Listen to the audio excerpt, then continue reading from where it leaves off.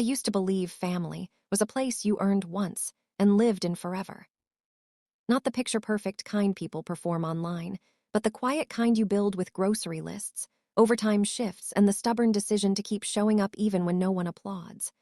I raised my son, Daniel, on stability because my own childhood didn't have much of it. If the world was loud, our home was steady. If life was sharp, our kitchen was soft. That was my pride. Sacrifice without speeches, love without conditions, dignity without an audience. Daniel grew up knowing 3 rules. We eat together when we can. We speak kindly even when we're angry. And we don't throw away people who carried us through the hard parts. I wasn't wealthy, but I gave him belonging that didn't depend on perfection. When he left for college, I let him go with a smile that hurt. I expected distance. I didn't expect replacement. He met Marin the way storms arrive.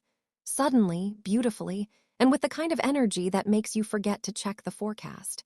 She was polished and quick and modern in a way I never needed to be. The first time Daniel brought her to my house, she looked around like she was taking notes. I tried to welcome her the way I was taught. Food on the table, warmth in my voice, a seat that said, "You're safe here if you mean well." Marin smiled and said, "That's so traditional," like tradition was something you outgrew. They married fast. I wore the dress Daniel liked and kept my opinions to myself. When they kissed, I clapped because I believed love made the table bigger. After the wedding, the table started shrinking. Daniel called less. Sunday dinners became busy weekends. My messages sat on read. When I asked if everything was okay, he gave me the same careful sentence every time. "It's not personal, Mom. Marin's just adjusting." I adjusted too. I learned the new rules by stepping on invisible landmines. Don't stop by. Don't ask questions that sound like concern. Don't tell stories about Daniel as a boy because it makes Marin feel like an outsider, like my memories are an attack. So I edited myself. I became careful. In public, I was calm. Inside, I was counting. Thanksgiving was the first holiday in their new house, the one Marin posted as our new beginning. New beginning. As if Daniel's life started the day she decided it did. I arrived early with a homemade pie, Daniel's favorite. It smelled like cinnamon and thyme. Marin opened the door with a smile that had manners but not warmth. Her house looked like a magazine spread. On the counter sat store-bought desserts in matching containers, each one labeled with neat little tags. I set my pie down and waited for it to be welcomed. "Oh," Marin said, glancing at it like it was slightly embarrassing. "You can just put that somewhere." Somewhere, not on the table, not with the rest. Somewhere like a thing you tuck away. I swallowed it. Warmth versus image, I told myself. I could live with that. At dinner, the table was full. Marin's parents, her sister, friends who looked like they all shared the same opinions. Daniel sat beside Marin, laughing a little too hard, like he was trying to keep the air light. Halfway through the meal, Marin started talking about boundaries, about protecting your peace. Her friends nodded. "I just think," she said, "some people cling to old dynamics because they're afraid of change." Her eyes flicked toward me, quick enough to deny and precise enough to land. Daniel's jaw flexed once. I kept my voice gentle. "Change isn't always bad," I said. "Sometimes it's just different." Marin smiled like she'd been waiting. "Exactly. But you can't build a future if you keep living in the past." Past? The word tasted like rust. I wanted to remind her that the past paid for Daniel's braces and stayed up through his fevers. I wanted to say my name wasn't a timeline. I was a person. Instead, I nodded toward my son. "Well, the past made him," I said softly, trying to keep it safe. Marin's smile sharpened. "And we're grateful," she said. "Truly, but you're the past, Linda." It wasn't loud. That was the cruelty of it. Just a calm sentence delivered at a table full of witnesses. Silence pooled. Her mother stared at her plate. Someone's fork scraped porcelain. Daniel didn't speak. In that moment, the contrast hit me like cold water. My loyalty versus his fear, my dignity versus her contempt, my years of love versus a woman's casual power. I could have turned the table into a courtroom and forced everyone to pick a side. But I looked at my son and saw it. His silent plea, not for truth, but for ease. He wanted the moment to pass. He wanted me to swallow it so he wouldn't have to chew. So I did what I've always done. I held my dignity with both hands. I lifted my glass, steady enough that no one could call me emotional. "Then here's to the future," I said quietly. Conversation restarted, but I wasn't really there anymore. Something inside me had stepped back and begun to observe. If Marin believed I was the past, she had made one dangerous mistake. The past remembers everything. And as the laughter forced itself back into the room, I chose silence, not because I had nothing to say, but because I was finally ready to listen. Ready to learn what she wanted, what she feared, and how she planned to rewrite my place in my son's life. I watched her smile across the table, and I memorized it, the shape of victory before it turns. Because if she thought my chapter was over, she was about to discover I still had a pen. After Thanksgiving, I went home and did what I'd always done when something hurt. I cleaned. I washed dishes that were already clean and folded towels into tight, obedient squares, trying to make order out of an evening that left me feeling misplaced, like a photo removed from a frame and set face down on a shelf. The next morning, Daniel texted, "Sorry about last night. Marin didn't mean it like that. Love you." 3 sentences. No call. No, that was wrong. Just a soft bandage over a bruise he refused to name. Loyalty versus convenience, I thought. He chose convenience the way tired people do, without noticing what it costs. I answered with the calm I'd practiced for years. "It's fine. I'm proud of you. Enjoy your weekend." It wasn't fine, but I needed him to think I was steady, because steady people get invited back. Emotional people get labeled. That was the first new rule Marin wrote, and I didn't even see the pen. Christmas delivered the second rule in pretty paper. Daniel called on December 23rd, voice low like someone speaking in a library. "Mom," he said, "we're doing Christmas morning at Marin's parents' place. Big breakfast. Everyone sleeps over." "Oh," I said. The word stayed polite while something small collapsed. "So you'll come by after." A pause, then, "We might do dinner later in the week. It's just easier this way." Easier. That word had become a key that unlocked every door away from me. When we finally met 3 days after Christmas, Marin arrived with a smile and a bag of little things she'd bought last minute. My gift, a framed photo of Daniel in his cap and gown, was placed on a side table behind a plant. Her mother's gift, matching champagne flutes, sat in the center like a trophy. Small exclusions, I told myself. Accidental. Everyone is busy, don't be dramatic. But I started noticing how the exclusions always benefited her. By January, Marin had a calendar on the fridge that looked harmless until you read it closely. Brunch with her sister, game night with her friends, reset day, couples day, no visitors. There was no blank space where I could fit. When I asked Daniel if we could grab lunch, he replied, "Let me check with Marin." Not let me check my schedule. Let me see if I'm free. Let me check with Marin. The third rule, access to my son required her approval. The first time I heard him use her phrases, my throat tightened. I asked if he could help me move a heavy cabinet. It wasn't urgent. I wanted his hands in my house again, like old times. He sighed. "Mom, I just need you to respect our boundaries." Our boundaries. Not his, not hers, our, like a slogan on a mug. "Daniel," I said carefully, "I'm not crossing anything. I'm asking my son for help." "I know," he said, and his voice went flatter, rehearsed. "But we're trying to build our own life. We can't keep going back to old patterns." Old patterns, the past, it was spreading. I hung up and stared at my living room, the couch where he used to sprawl with textbooks, the window he used to tap when he forgot his keys. Safety versus danger. My home had been his anchor. Now it was treated like quicksand. At first, I blamed myself. Maybe I hovered. Maybe my love was too loud. So I edited my tone, my timing, even my words. I stopped calling. I waited for him to reach out. 2 weeks passed, then 3. When he did call, Marin's voice was often in the background, prompting him like a coach. Tell her we can't. Tell her we already have plans. Tell her next month. Next month became a moving target. In February, Daniel missed my birthday for the first time. He sent flowers, expensive, beautiful, impersonal.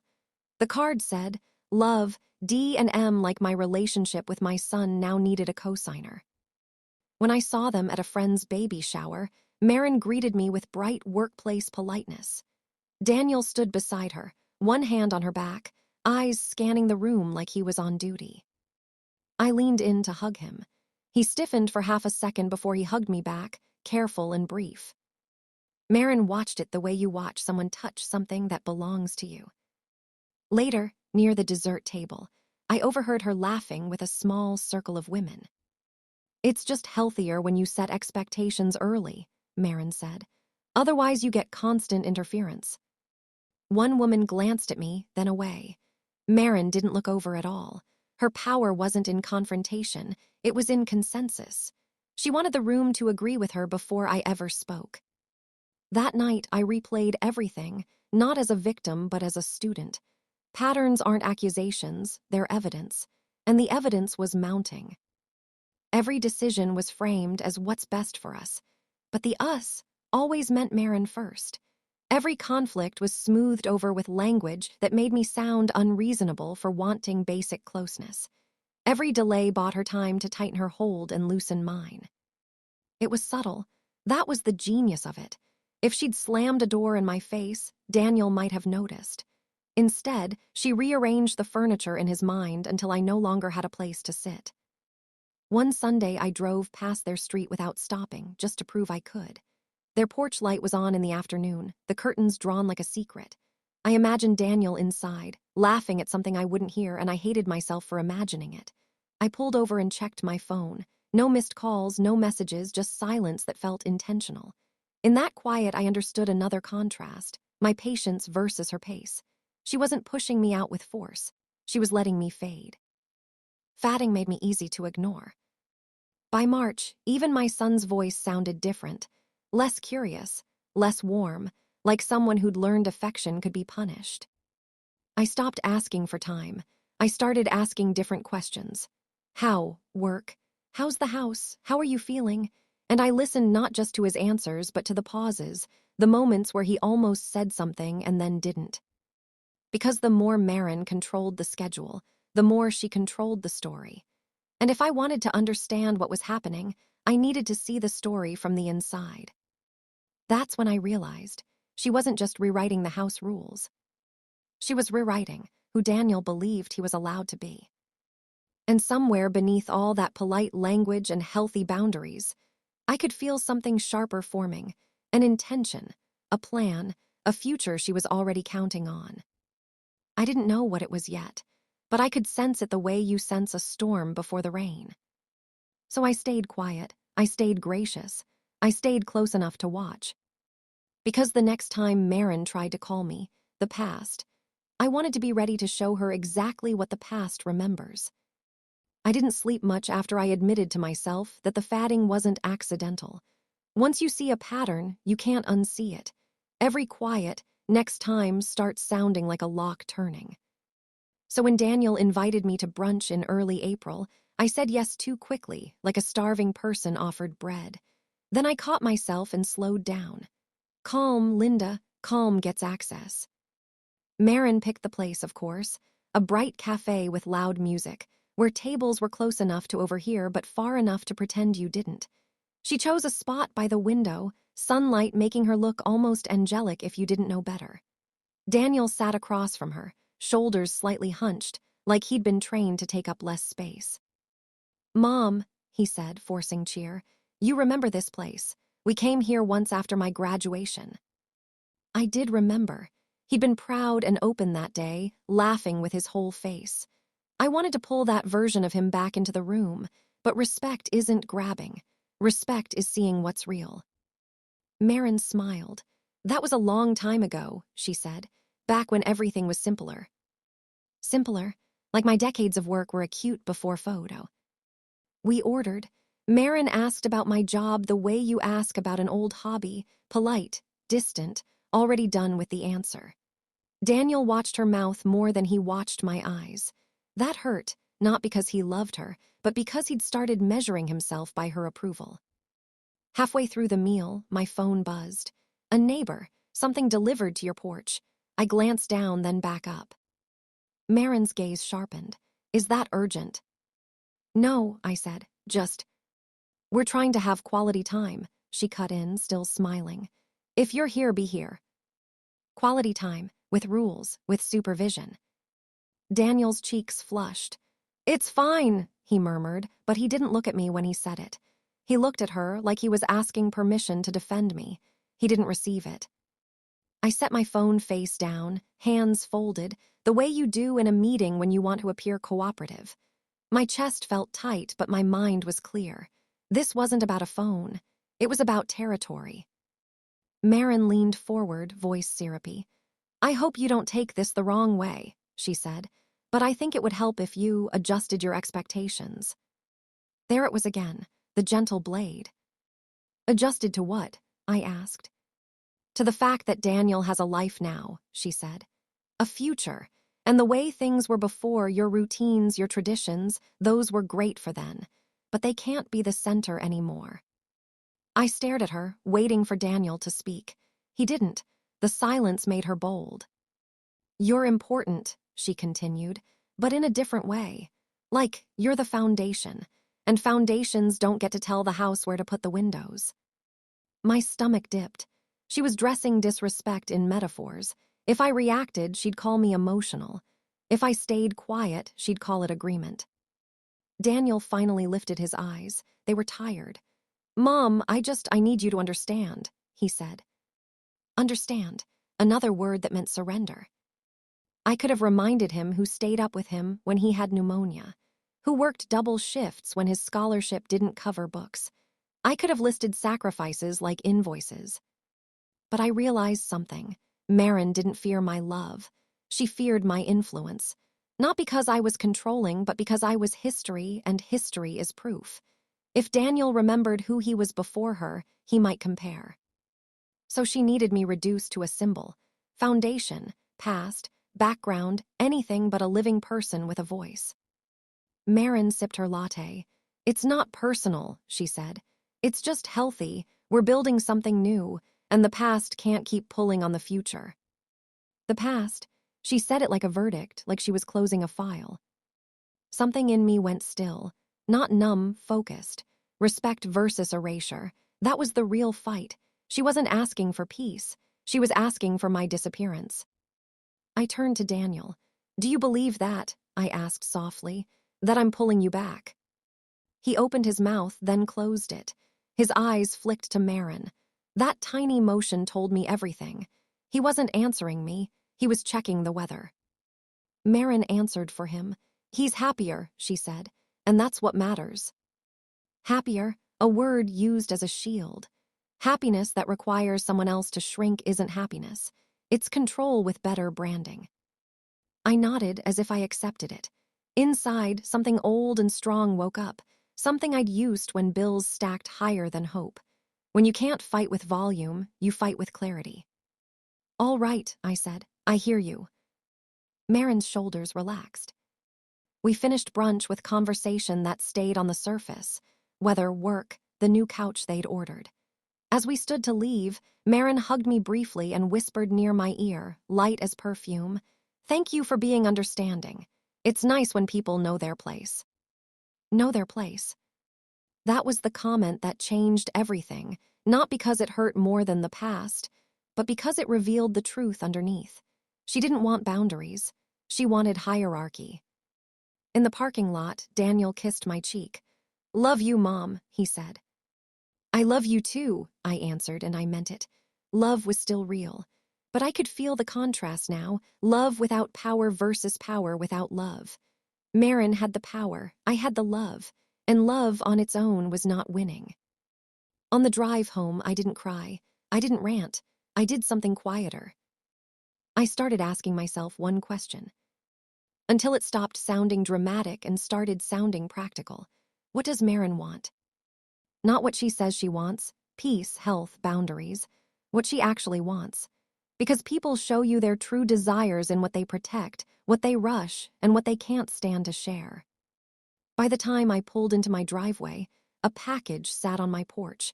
I carried it inside and set it on the table like evidence. I wasn't going to beg for a seat anymore. I was going to study the table, who set it, who paid for it, and what future Marin believed she was entitled to. And somewhere in that study, I knew I would find the thing that really moved her. Not tradition, not feelings, not respect. Something harder. Something that could be measured. The first clue didn't arrive like a threat. It arrived like a favor. A week after that brunch, Daniel called with a softness in his voice I hadn't heard in months. "Mom," he said, "can I ask you something kind of boring? Do you still have the paperwork for the house? The deed, insurance stuff, anything like that?" My hand paused mid-wipe over the counter. Daniel had never cared about paperwork. He used to lose his student ID twice a semester. "Why do you need it?" I asked. "Well, we're just getting organized," he said. "Planning ahead, Marin's big on that." Planning ahead. Those words sounded responsible, but something underneath them sounded urgent. After we hung up, I pulled the metal box from the back of my closet. Birth certificates, old tax returns, insurance policies, the deed heavy with signatures and years, my name alone. I remembered buying this house when Daniel was 11, the pen shaking in my hand because I was terrified I couldn't keep it. I told him, "This is ours. No one can take it." Back then, I meant landlords and bad luck. I didn't imagine I might one day mean family. 2 days later, Marin called me. She never called me. "Linda," her voice was sweet in a way that felt practiced. "I hope I'm not interrupting." "No," I said. "What's going on?" "Oh, nothing dramatic," she laughed. "I just think it's so wise when families plan responsibly. Daniel mentioned you're organized with documents." I waited. Compliments from Marin always had a hook. "I was thinking," she continued, "if something happened, God forbid, what would Daniel be dealing with? Would the house be complicated? Would there be probate? You know, practical things." Practical. That was her favorite costume for control. "The house is simple," I said. "It's in my name." A tiny pause.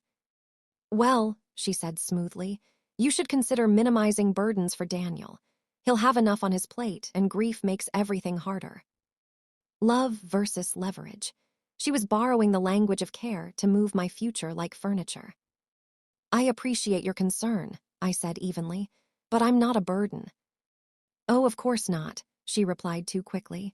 "I just mean planning is love." When we hung up, my hands shook, not from fear but from clarity. She wasn't just pushing me out socially.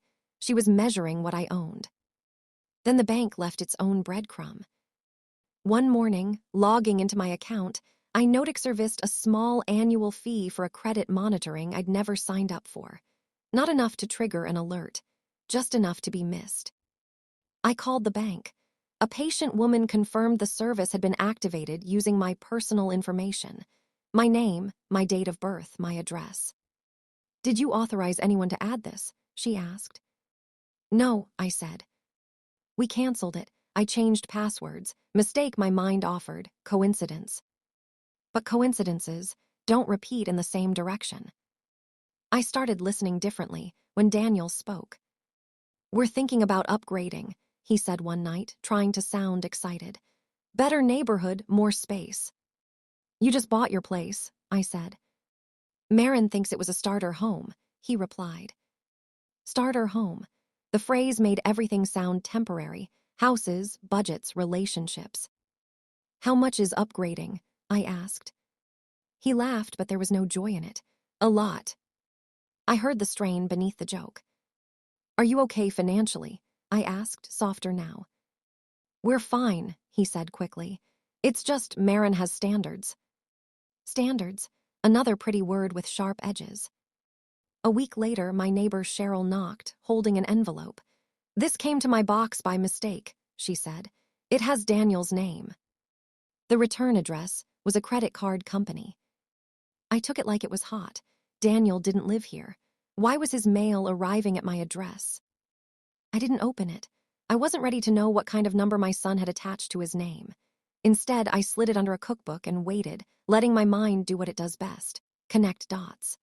That night, I searched county records the way people search symptoms at midnight: property filings, liens, anything public that could touch my address. I found nothing conclusive, which should have calmed me, but it didn't.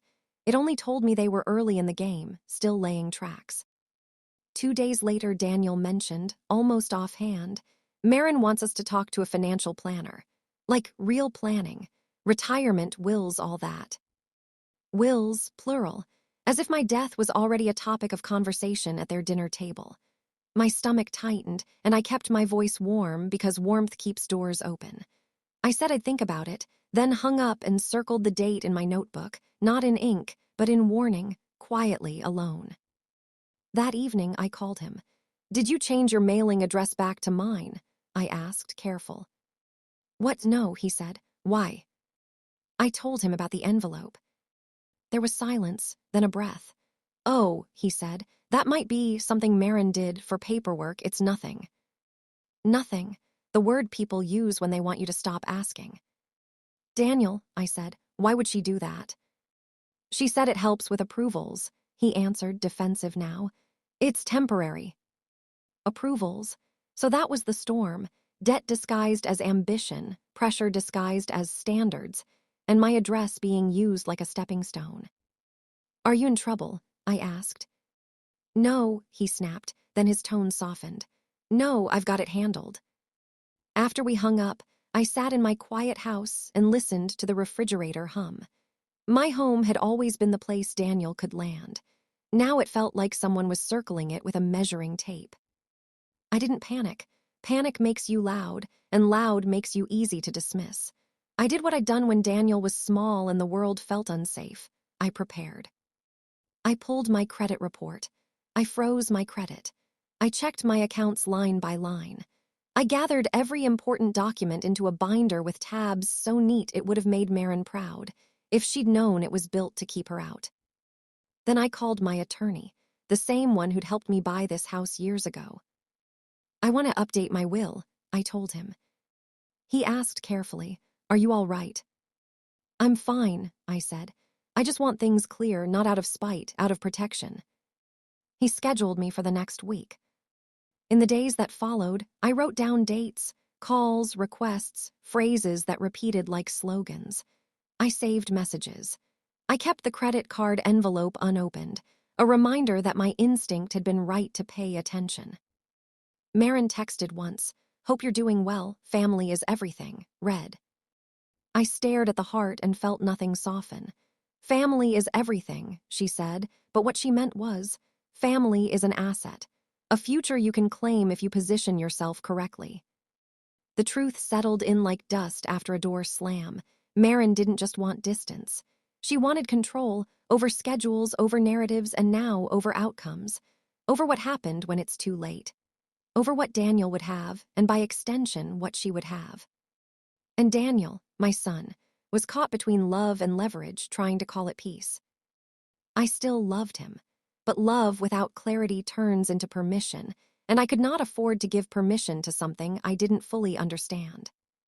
So I kept collecting, quietly and carefully, not because I wanted revenge, but because I could feel the future being drafted without my consent. And soon I would have to face the hardest contrast of all. The son I raised versus the man he was becoming, one approval, one signature, one silence at a time. The day I decided to confront Daniel, the sky was bright in that cruel way it gets when your life feels anything but. Sunlight poured through my kitchen window and lit up the dust on the table, tiny floating specks that looked peaceful until you realized they were proof of everything you couldn't control. I made coffee I barely tasted and set 2 mugs on the table out of habit, as if the old version of us might still walk through my door if I arranged the scene correctly.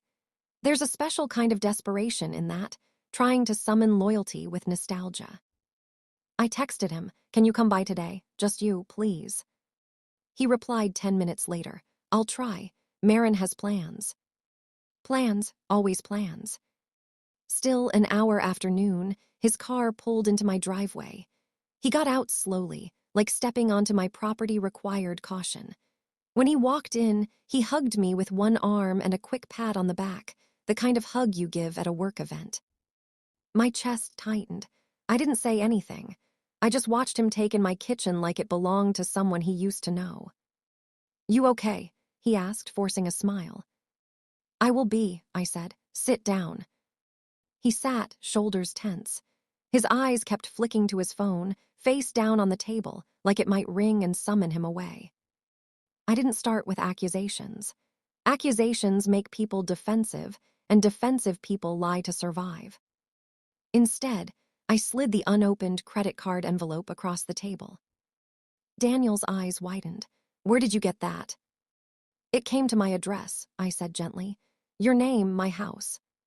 He stared at it like it was a snake. "It's nothing." "I'm not asking what you want me to hear," I said. "I'm asking what's true."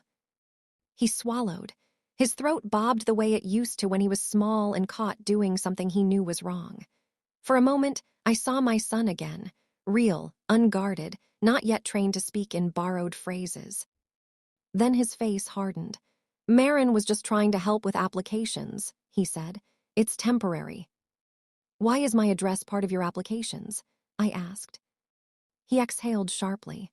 "Because it looks stable, okay? It's not a big deal." There it was. My stability turned into a tool. "Daniel," I said, keeping my voice low, "are you in debt?" His eyes flashed. "No, not," he stopped himself. The correction came too late.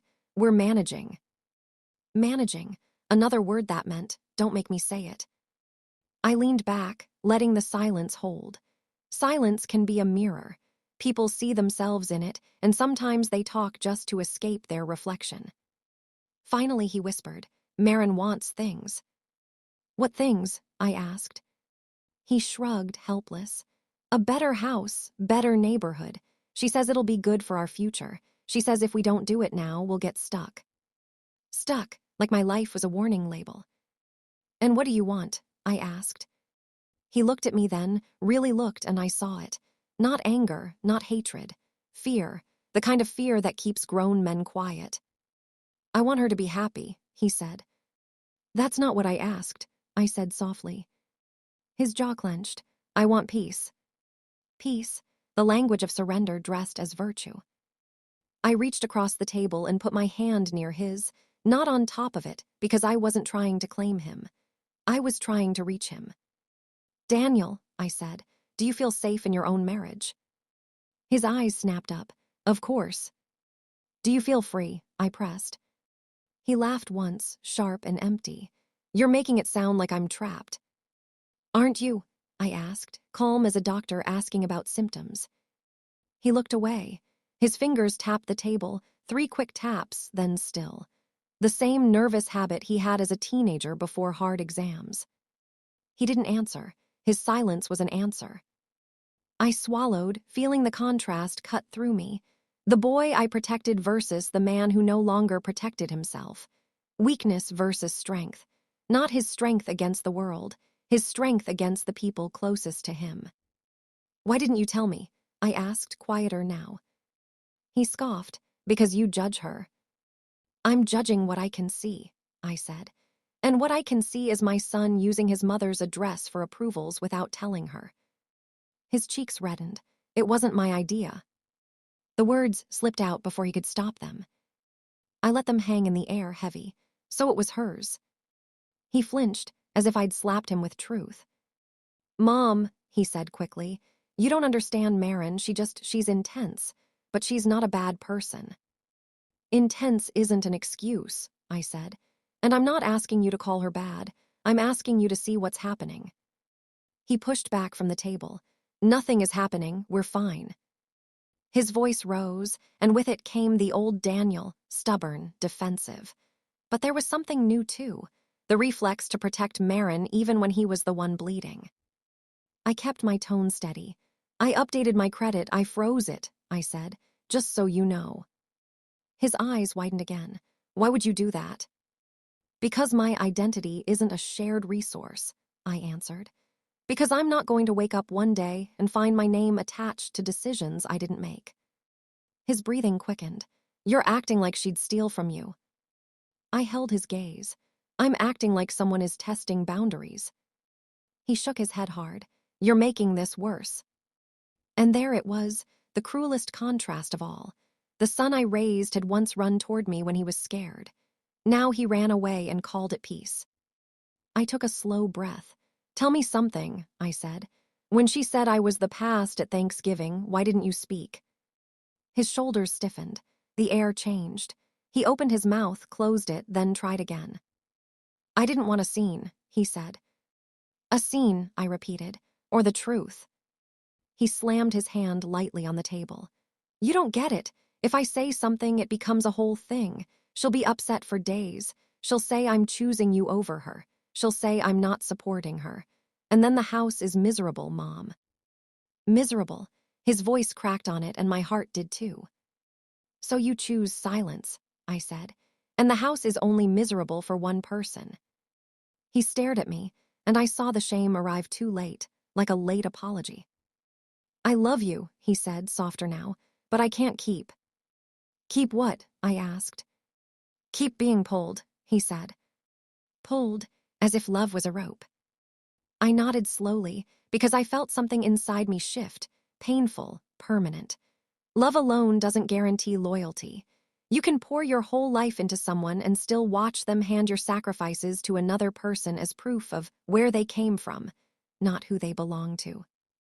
I stood and walked to the window, staring out at my small yard, my quiet house, my stability.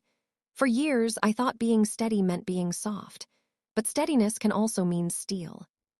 When I turned back, my voice was calm. Listen to me carefully, I said. I'm not asking you to choose me over your wife. I'm asking you to choose yourself. He blinked, confused. I raised you to be kind, I continued. Not compliant, to be loving, not afraid. If your peace depends on someone else shrinking, that isn't peace, it's control. His eyes filled, but he looked away quickly, like tears were a betrayal too. I can't fight her, Mom, he whispered. I walked back to the table and picked up the envelope, holding it between two fingers like proof. Then don't fight, I said, but don't drag me into your surrender. He flinched again. Good, it meant he felt it. I'm your mother, I said. I will always love you, but I'm done trying to win you back with emotion. I'm done begging for a seat at a table where I'm treated like a relic. I set the envelope down. From now on, I will protect myself logically, legally, clearly. He stared at me like he didn't recognize me. And maybe he didn't, because the version of me he was used to, the one who absorbed pain quietly and called it love, was fading. Not because Marin erased me. Because I chose to stop disappearing. Daniel stood slowly, rubbing his face. You're changing, he said, like it was an accusation. No, I corrected gently. I'm remembering. He left soon after, hugging me a little tighter than when he arrived, but still not enough to undo what had been said. As his car backed out of my driveway, I didn't wave. I just watched, letting the image brand itself into my mind. My son driving away from the house that raised him, back to the life that was reshaping him. Inside, I returned to my table, opened my notebook, and wrote one line, clean and simple. No more emotional negotiations. Because if Marin was building a future out of leverage, then I would build mine out of clarity. And I would do it quietly, step by step, until the day she realized the past she dismissed had been preparing all along. People think war looks like screaming. They imagine slamming doors, raised voices, ugly text messages you can screenshot and show your friends. They imagine a villain who announces herself. If Marin had been that kind of woman, I would have had something solid to point to, something Daniel couldn't explain away with she didn't mean it like that. But Marin didn't fight loud. She fought clean. She fought in smiles and soft tones, in little social gestures that looked generous to everyone watching and felt like a hand on my throat when no one was. Her war didn't leave bruises. It left impressions, on other people, on Daniel, on the story being told about me. And the cruel part was this: the story always sounded reasonable. It started with invitations that weren't really invitations. Marin would text, "We're having a small thing Sunday. You should come if you're free." If I said yes, she'd reply hours later, "Oh no, we just realized we have to keep it tiny. Rain check soon." If I said I might not make it, she'd respond instantly, "Totally understand. I figured you might not be up for it." Either way, the outcome was the same, my absence. The difference was who looked bad. If I declined, I was distant. If she rescinded, she was gracious. She created situations where I either disappeared quietly or disappeared with blame attached. When Daniel mentioned a get-together I hadn't heard about, Marin would tilt her head and say, "Oh, I thought you didn't like last-minute plans." Then she'd look at me with sympathy, like she was protecting me from inconvenience. Protecting, that word again. A velvet glove over the same firm grip. I learned quickly that the truth didn't matter as much as the version of truth she repeated. At a family friend's birthday dinner, I sat across from Marin's mother. The woman smiled politely, but there was a chill in it now, like she'd been warned. "You must be proud of Daniel," she said. "He's doing so well, especially considering everything." "Everything," I echoed. She blinked, caught. "Oh, Marin said it's been an adjustment, with you being so involved." Involved. The word landed like a stamp on a file, overbearing, difficult, stuck. My throat tightened, but my face stayed calm. Appearance versus reality. To them, I was a mother who couldn't let go. In reality, I'd been standing outside the door for months, knocking politely, waiting for permission to love my own son. I smiled and said, "It has been an adjustment, mostly learning to be patient." The woman nodded, satisfied, because patience sounded like an admission. Later, I heard Marin laugh with someone near the bar. "Linda means well," she said, her voice gentle, almost affectionate. "She just gets emotional. She's very old school." Old school, another way to say outdated. The person she was speaking to smiled with understanding. "That must be hard." "It is," Marin sighed, "but I try to be compassionate. I don't want Daniel caught in the middle." Caught in the middle, as if she wasn't the one tying the rope. I stood there unseen, my hands still, my heart loud. She was doing it in public now, sanding down my reputation in front of people who would never question her because she sounded so kind. She had discovered the easiest way to win a conflict, make the other person look irrational before they ever speak. If I confronted her, I'd prove her point. If I cried, I'd be emotional. If I stayed silent, my silence could be narrated as guilt. That's when I understood. This wasn't a fight for Daniel's time anymore. It was a fight for the story of who I was allowed to be in his life. The next week, I got a call from my sister, Ruth. "Linda," she said cautiously, "did something happen with Marin?" My stomach sank. "Why?" "She told Aunt Carolyn you're upset with them," Ruth said. "That you've been causing tension. People are talking." People are talking. The sentence felt like a door closing. Not because I cared about gossip, but because gossip becomes permission. It gives others the confidence to treat you like the version they've heard. I took a breath. What exactly did she say? Ruth hesitated. That you don't respect boundaries, that you're stuck in the past, that you guilt Daniel. There it was again, past, guilt, boundaries, her holy trinity. I could have called everyone and corrected it. I could have defended myself in 100 phone calls, like swatting at mosquitoes. But you don't win a reputation war by reacting. Reaction is what the other side wants. So I did something that felt unnatural at first. I let them believe her, for now. Not because I agreed, because I needed room to see how far she'd go. When you're dealing with someone who weaponizes politeness, the best defense is to become unreadable. Calm on the surface, observant underneath, not cold, controlled. Marin texted again. "Thinking of you, we should do lunch sometime." Red. I stared at the heart and imagined it as a small red target. I replied, "That would be lovely. Let me know what works for you." She responded quickly, "Great, I'll check our schedule." Of course she would. The schedule was her shield. A few days later, Daniel called. His voice was tired. "Mom," he said, Marin feels like you've been distant." I almost laughed. Distant? I had been kept at arm's length and then blamed for not hugging back. "Instead," I said gently, "I've been giving you space." "She says you're doing it to punish us," he said. Punish, another story, another label. She was training him to interpret my restraint as manipulation so that any move I made could be framed as wrong. If I reached out, I was invasive. If I stepped back, I was punishing. It was a trap with two exits, both marked guilty. I kept my voice even. "Daniel, do you believe that?" Silence. I didn't push. Silence was information. I let it sit between us like a truth neither of us wanted to touch.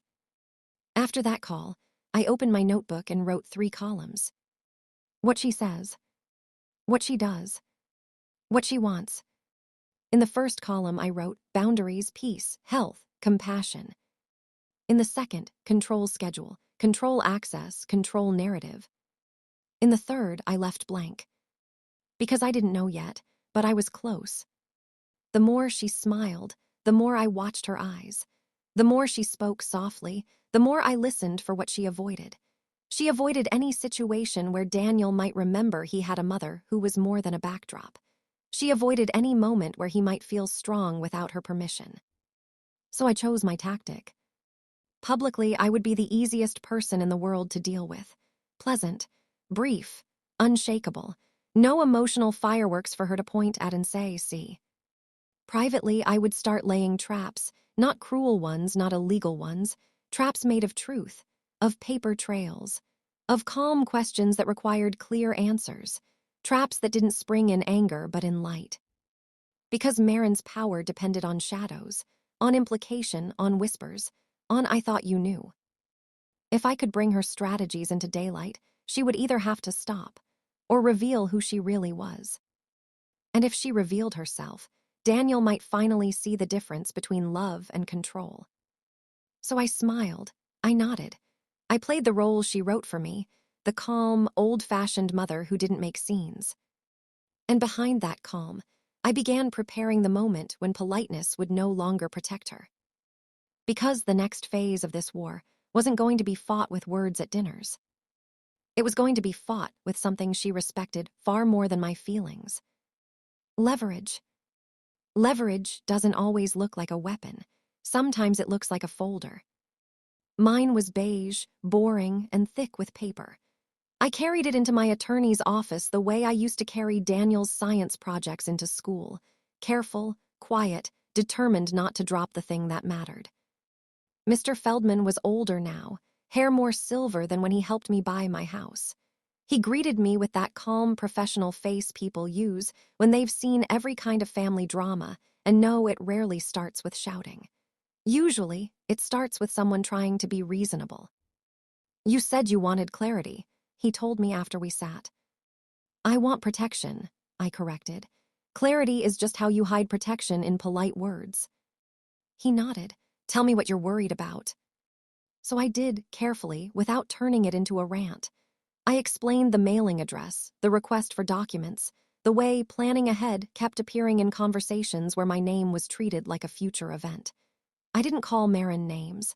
I didn't make claims I couldn't prove. I just laid down facts, one after another, until you could see the shape of what was happening. When I finished, Mr. Feldman asked, "What do you want your legacy to do?" Legacy? People say it like it's a sculpture. For me, it was more like a shield, something I'd been holding without realizing it had weight. "I want Daniel safe," I said, "but I don't want to reward manipulation." He tapped a pen against his desk. "If you leave assets directly to Daniel, those assets can become marital, depending on how they're handled. Even if they're separate on paper, money has a way of getting blended. Blended, like paint, like boundaries." I pictured Marin's smile, polite as a ribbon. I pictured Daniel saying, "It looks stable, okay?" I saw it clearly. She didn't need my love. She needed my stability converted into her upgrade.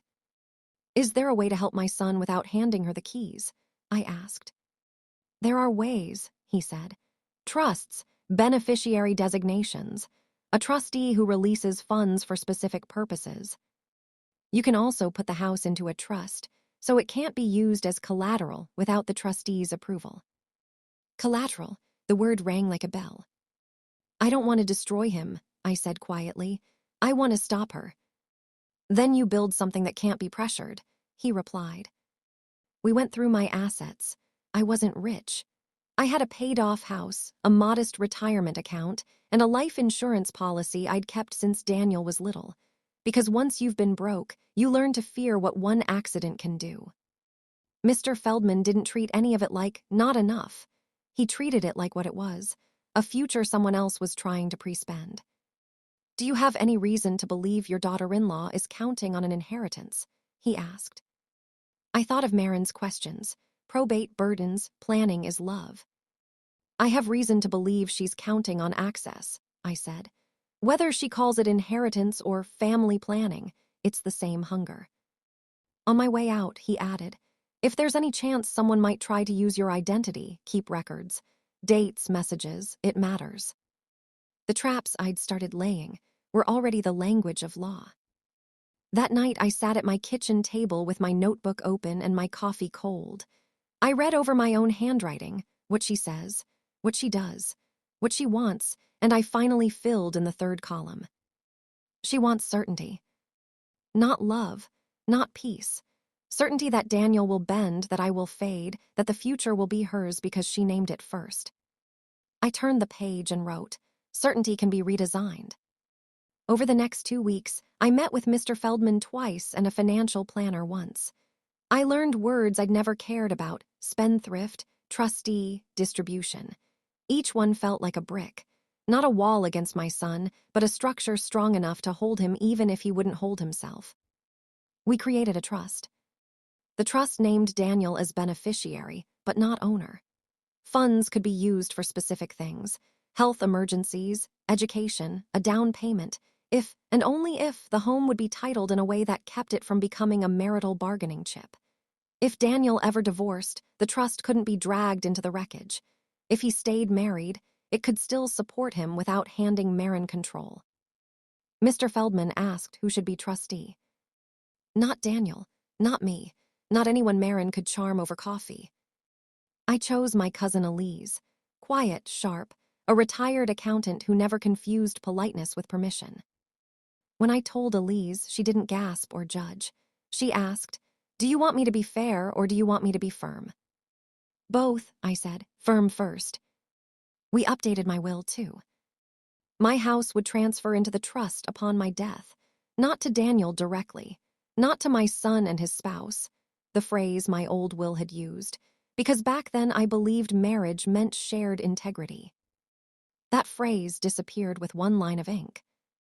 I signed new beneficiary forms for my life insurance and retirement account, everything flowing into the trust, everything protected by rules, everything supervised by someone who didn't need Marin's approval to do the right thing. Every signature felt like letting go of the naive woman I used to be, the one who believed love alone would keep people honest. Then I realized something else. Strength didn't have to sound harsh. Strength could sound like a pen scratching paper. The hardest part wasn't the legal work. It was the question that rose whenever the house went quiet. Am I becoming cruel? Because it would be easy for Marin to tell the story as cruelty. Lindo is punishing us. Lindo is controlling. Lindo is stuck in the past. I remembered Daniel at 7, pressing coins into my palm for groceries, whispering, we're a team. I wasn't building this trust to punish him. I was building it so he could still survive loving someone who measured love in assets. But the truth was simpler. I was refusing to be used. One afternoon, Marin texted, bright and syrupy, hey Linda, Daniel mentioned you're updating some documents. So responsible. Let us know if you need help. Read. My pulse didn't spike. It settled. She already knew, or suspected. She was sniffing the air, sensing the future shift. I replied, thanks, Marin, I've got it handled. No heart came back, no warmth, just silence. The moment paperwork moved out of her reach, the mask slipped. That was my confirmation. This battle was being fought in documents, in expectations, in what happens when you're not in the room to say no. So I made my decisive move. I didn't announce it. I didn't threaten. I simply instructed Mr. Feldman, in writing, to notify Elise immediately if anyone ever tried to obtain information about my estate without my permission. Then I placed a sealed envelope in my own metal box at home, labeled, "For Daniel, when you're ready to be honest." Inside was not money, not a lecture, just a short note and a plain language summary of the trust. I wrote, "I love you enough to protect you from anyone who would turn you into a tool. This isn't revenge. It's boundaries with teeth. When you're ready to talk without fear, I'm here." My hands trembled as I locked it away, but my mind didn't, because I finally understood what courage was in this kind of war. Courage wasn't yelling. Courage was rewriting the future quietly, while the person counting on your silence still believed you were harmless. And somewhere out there, Marin was still planning her upgrade, still measuring my past like it was a payout. She didn't know the numbers had changed. She didn't know the keys had moved. She didn't know I had just rewritten her expected future, without ever raising my voice. The invitation arrived like a peace offering. Daniel called on a Thursday evening, voice careful like he was approaching a skittish animal. "Mom," he said, "we're having dinner Sunday, just family. Marin wants to reset things." Reset. That word always meant someone was trying to erase what happened without admitting it happened. Still, I said yes. Not because I believed in miracles, but because I believed in moments. And moments, if you're patient, will tell you the truth. Sunday came with a soft spring rain that made the streets shine. I wore a simple navy sweater and the necklace Daniel gave me in high school, silver, modest, something I could touch when I needed to remember who I was. I brought nothing homemade this time. No pie, no tradition to be tucked somewhere. Just a bottle of wine and my calm.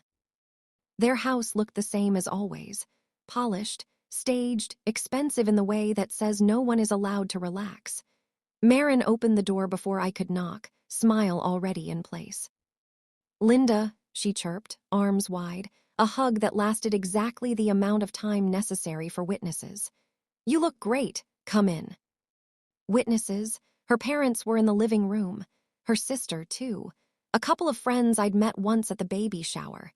Daniel stood near the kitchen island, hovering like a man waiting for instructions. I stepped inside and felt that familiar contrast, appearance versus reality.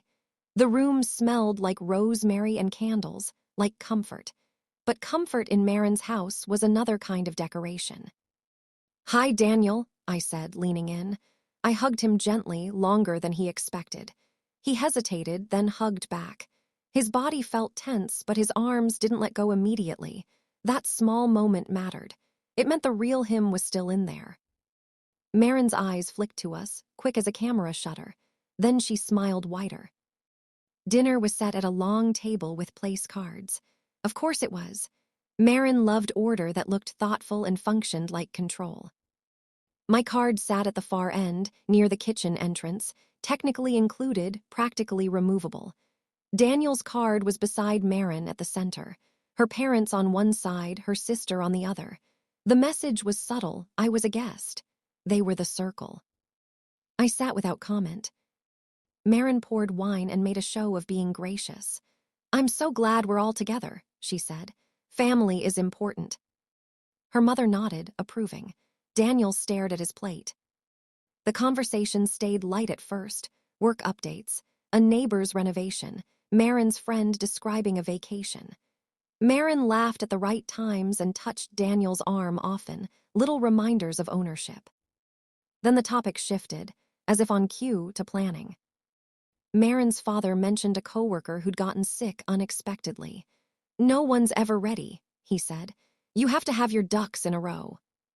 Marin's eyes found mine. "Exactly," she said. "It's so irresponsible not to plan ahead." There it was, the bait. I took a sip of wine, slow. "Planning can be wise," I agreed. Marin smiled. "I'm glad you see it that way." Daniel cleared his throat. "Mom's always been organized." Marin leaned back, satisfied, then looked at everyone like she was about to share something inspiring.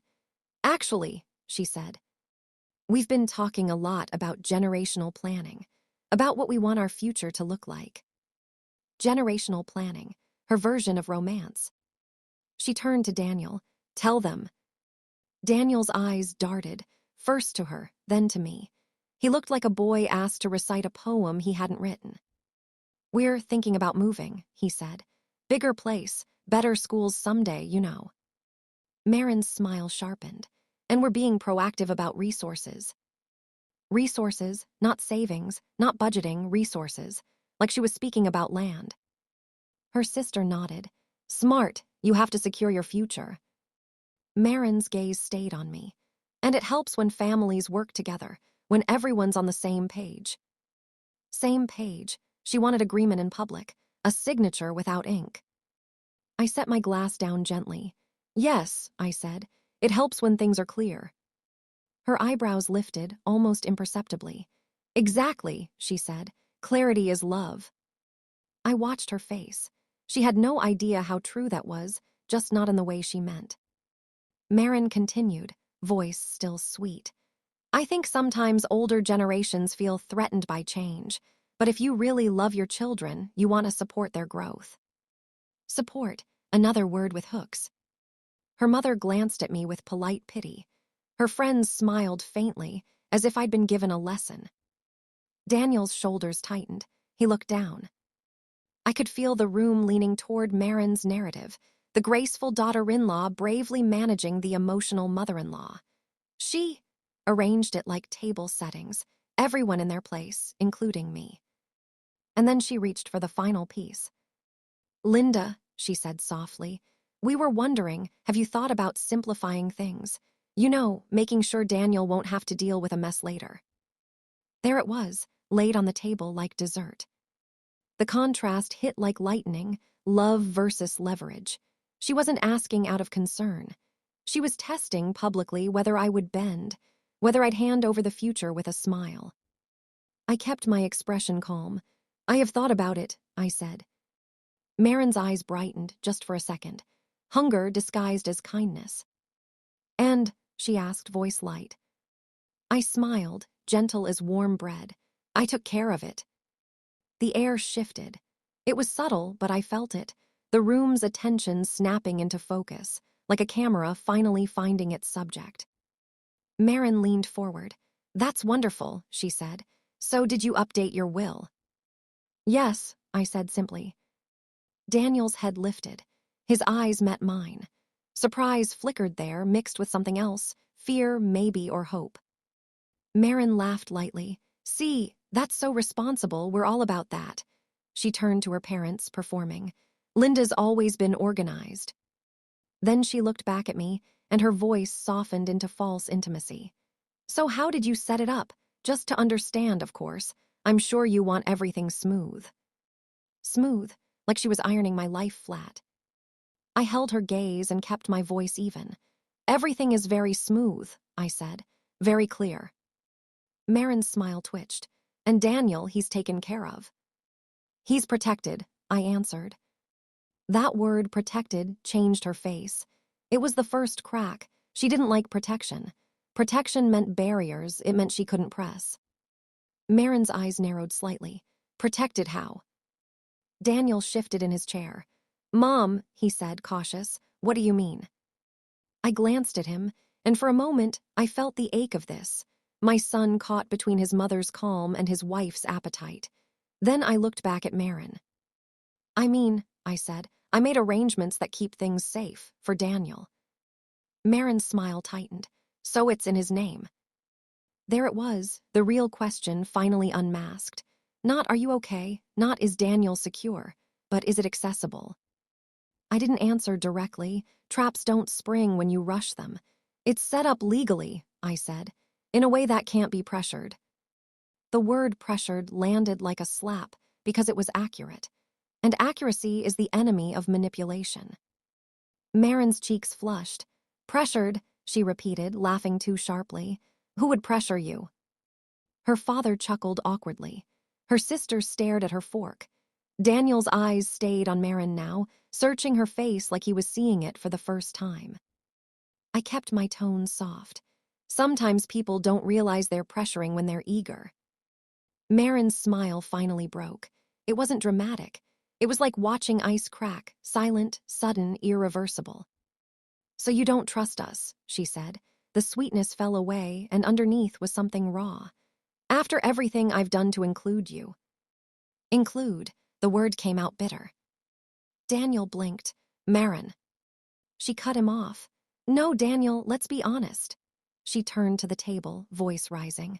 "Your mother has been trying to control you from day one. She plays the victim, she makes everything about her, and now she's acting like we're gold diggers because we asked normal questions." Gold diggers. There it was, her fear put into accusation. The room froze. Her friends stared. Her mother's eyes widened, then narrowed in embarrassment. Daniel's face went pale. "Marin, stop." But she couldn't. Control was slipping, and when control slips, the polite mask falls. The private war comes into public. "She's doing it again," Marin said, pointing at me like I was a problem on a whiteboard. "She wants to punish us. She wants to make me look bad. She can't stand that you have a life with me." I didn't raise my voice. I didn't defend myself.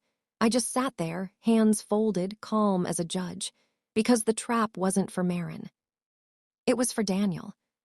He stared at her, stunned. Not because she was upset. He'd seen her upset before. But because she was exposing the truth he'd avoided nomming. She didn't want boundaries. She wanted obedience. And she couldn't tolerate anything she couldn't control. "Marin," Daniel said slowly, "why does this matter so much? Mom said I'm protected." Marin's chest heaved. Her eyes flicked, just once toward the hallway like she wanted to escape or regroup. Then she snapped back, voice sharp. "Because it's our future, Daniel, it affects us." "Us." The word stretched wide enough to swallow him whole. Daniel's voice trembled. "Or it affects you." Silence hit the table like a dropped plate. Marin stared at him, shocked, not because he was wrong, but because he'd said it out loud. She'd been counting on his quiet. She built her power on his avoidance. Her mother whispered, "Marin." But Marin wasn't listening. She leaned toward Daniel, voice low and furious. "Are you taking her side right now?" The question was a dagger, a test, choose me or suffer. Daniel looked at her and something in him finally moved. Not loudly, not heroically, just awake. "I'm taking reality's side," he said. I felt my throat tighten, but I stayed still. This was his moment. If I rushed in with comfort, I'd steal it from him. Weakness versus strength. He needed to stand on his own feet. Marin's eyes glittered with panic now. Panic looks a lot like rage when you're used to getting your way. "This is unbelievable," she hissed. "After everything I've sacrificed." Daniel stood up. His chair scraped the floor, loud in the stunned quiet. "No," he said, voice steadying. "What's unbelievable is you talking about my mother like she's an enemy because she won't hand you control." Her friends looked down. Her father cleared his throat. Her mother stared at the tablecloth as if wishing it could swallow them all. Marin's mask was gone completely. "Fine," she snapped. "If you want to live in the past, go ahead." Past, her favorite insult, now desperate. Daniel's eyes flicked to me. For the first time in months, he didn't look like he was asking permission. He looked like he was asking himself a question: who am I becoming? And in that moment, I knew the dinner had done what no argument ever could. It had turned Marin's polite war into a public collapse. It had made the invisible visible. As I stood to leave, Marin's voice cracked behind me. "This isn't over." I turned slightly, not with anger but with calm certainty. "I know," I said. Outside, the rain had stopped. The air smelled clean, like something had finally been washed away. Daniel followed me to the door, eyes red, voice low. "Mom, I didn't know it was like this," he whispered. I touched his arm gently. "Now you do," I said. And as I walked to my car, I felt the next section of our story pressing forward. Because once a mask slips, someone always scrambles to put it back on. But not everyone agrees to pretend anymore. Daniel didn't call for 2 days after that dinner, and in those 2 days, the silence felt different than it had before. Before, silence was avoidance, polite distance, a door quietly closing. This time, it felt like the air after a storm when the trees are still and you don't know what's broken until you step outside. On the third morning, my phone rang at 6:17 a.m. His name lit up the screen. My first instinct was to answer with comfort, the way I always had: soft voice, quick forgiveness, a mother's hand reaching out before she knows what she's reaching into. But I'd promised myself, no emotional rescues. So I answered steady, "Daniel." His breath came through the line like he'd been running. "Mom," he said, and the word cracked. "Can I come over?" "Yes," I said, "come." He arrived 20 minutes later, eyes red, hair uncombed, wearing the same shirt as Sunday night. He looked younger, not in a sweet way, but in a frightening way. Like the man had slipped and the boy had surfaced, scared and unsure and hoping someone else would fix it. He stood in my doorway for a second like he didn't know if he was allowed inside anymore. That stabbed me. My house had never been a place you needed permission to enter. "Come in," I said gently. He walked straight to the kitchen table like it was the only solid thing in the world. He sat and put his head in his hands. "She says I embarrassed her," he whispered. I poured coffee and set it in front of him. I didn't touch his shoulder. I didn't say, "It's okay." Comfort too early can sound like agreement. "What did you say?" I asked. He laughed bitterly. "I didn't say enough." He lifted his head, eyes shiny. "Mom, she's furious. She's been crying, yelling, saying I chose you. She says her parents are disappointed. She says I ruined everything." Comfort versus character. That was the fork in the road. He could choose the easy comfort of appeasing her, smoothing it over, apologizing until the truth shrank again. Or he could choose character, standing in the discomfort long enough to become himself. "And what do you believe?" I asked. He blinked. "What?" "What do you believe?" I repeated, calm. "Do you believe you ruined everything?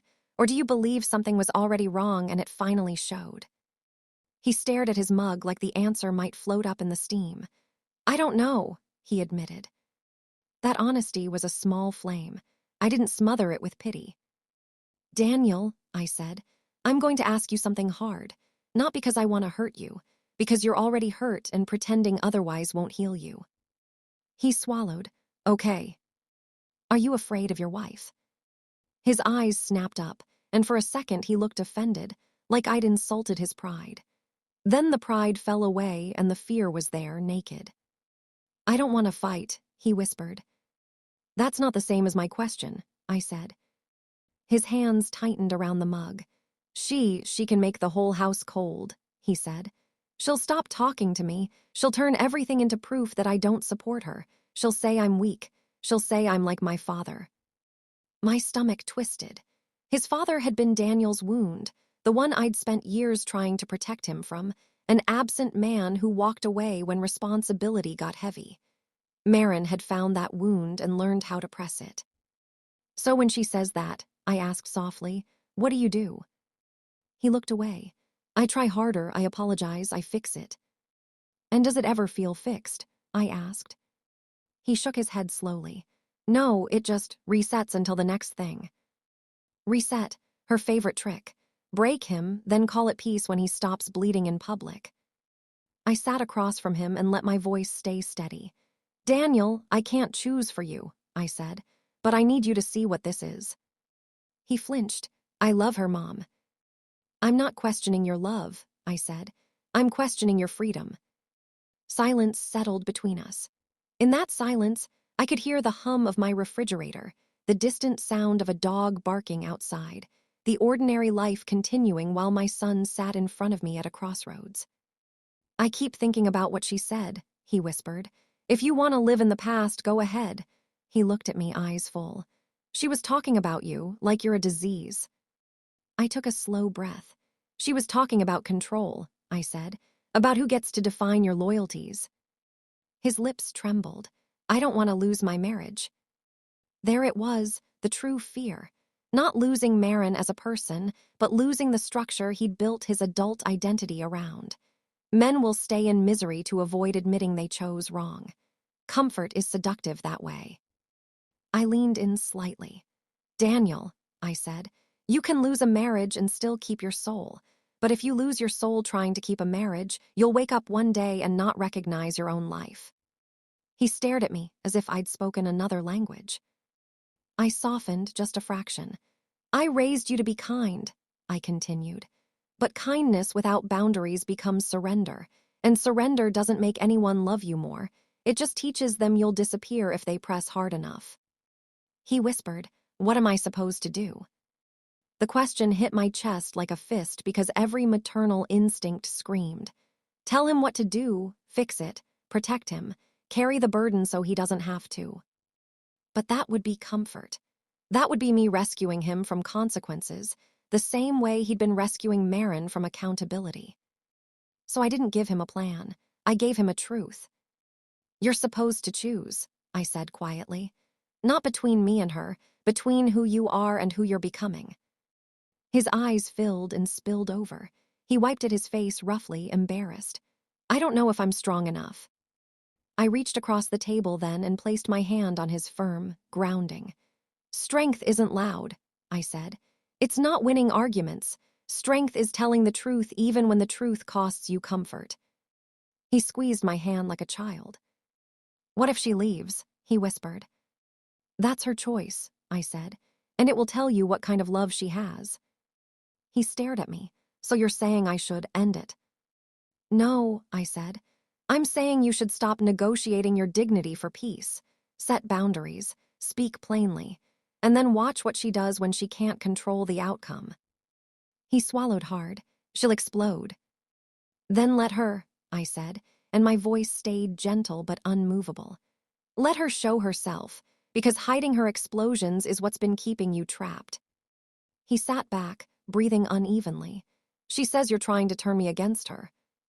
I almost smiled, not with humor, but with recognition. That's what control sounds like when it's threatened, I said. If you set a boundary, she calls it betrayal. Daniel's hands trembled. I don't want to be like Dad, he whispered. My heart clenched. Then don't be, I said. Your father left because responsibility was heavy. You're not being asked to leave because it's heavy. You're being asked to stand because it's right. He looked at me, and in that moment I saw the man I'd raised fighting to surface. What does standing look like? He asked. It looks like accountability, I said. It looks like telling her, you don't speak about my mother like she's a threat. You don't use my fear to get your way. You don't ask questions about my mother's estate like it's your entitlement. And if you can't respect that, then we have a bigger problem than dinner. His breath caught. She'll say I'm choosing you. And you'll say, I replied, I'm choosing integrity. Integrity. The word felt heavy and holy. He sat in silence for a long time. I didn't feel it. I let him feel the weight of the decision, because weight is what makes people strong if they stop running from it. Finally, he stood, wiping his face again. I need to go talk to her, he said, voice shaky but clearer. I nodded. Yes. He hesitated at the doorway. Mom, are you going to be okay? There it was, the old dynamic. He wanted reassurance so he could walk back into his marriage without guilt. He wanted me to carry the emotional cost. I loved him too much to lie. I'll be okay, I said, because I'm not disappearing anymore. His eyes widened slightly. He understood what I meant. I wasn't going to absorb the fallout quietly so he could keep comfort. If he chose comfort over character again, there would be consequences, not punishments, but reality. I love you, he whispered. I love you, I answered. And I'm proud of the man you can be, but I won't protect you from becoming someone you'll hate. He nodded slowly, as if storing that sentence somewhere deep. Then he left. I watched his car pull away, the same driveway, the same morning light, but a different kind of tension in the air. This wasn't about me being the past anymore. This was about whether my son would finally stop living like a guest in his own life. And I knew, whatever happened next, Marin would not give up control quietly. Daniel didn't come back that day. He didn't call that night, either. And I won't pretend I spent those hours looking calm and noble, like some saint in a kitchen lit by moral certainty. I paced. I washed the same cup 3 times. I checked my phone so often my thumb went sore. Because even when you choose strength, your heart still knows fear. Fear that your child will walk back into the fire and call the burns marriage. Near midnight, a single text appeared. Daniel, I'm at a hotel. I'll talk tomorrow, I'm okay. Okay, the smallest word, carrying the weight of a life shifting. I exhaled so hard it felt like my ribs unclenched. Not because it meant everything was solved, because it meant he had done one brave thing. He had stepped out of the room where he was being rewritten. The next morning, he came to my house with a suitcase. He looked exhausted, but different. His shoulders were still heavy, but his eyes were clearer, like someone who'd finally admitted they'd been living in fog.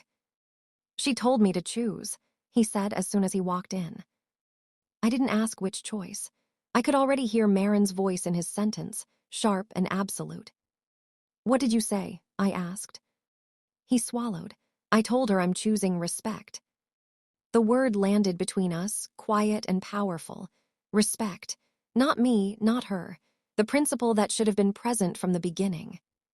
She laughed, he said, voice tight. She said I'd regret it when I realized what you'd cost us. What you'd cost us. Even now, she framed integrity as my manipulation. Daniel sat at my table and stared at his hands. Then she started talking about your will, he whispered. About how it's unfair you're keeping things from us, from her. From her. He said it like he couldn't believe it, like the truth finally sounded as ugly as it was. I told her it's not hers, he continued. And she lost it. She said if I can't prioritize my wife, then I don't deserve a wife. He looked up, eyes red. Mom, she didn't cry because she hurt you. She cried because she thought she was losing something. Something, not someone, not love. That was the moment the last denial left his face. I didn't celebrate. I didn't say I told you so. Justice isn't a victory dance. It's a boundary held long enough for reality to speak. What happens now? He asked. Now, I said gently, you let her choices reveal her. Over the next week, Marin moved fast, because people who rely on control panic when they can't steer the narrative. First came the calls, then the texts, then the long emails about healing and communication, each one filled with soft words that still carried sharp demands.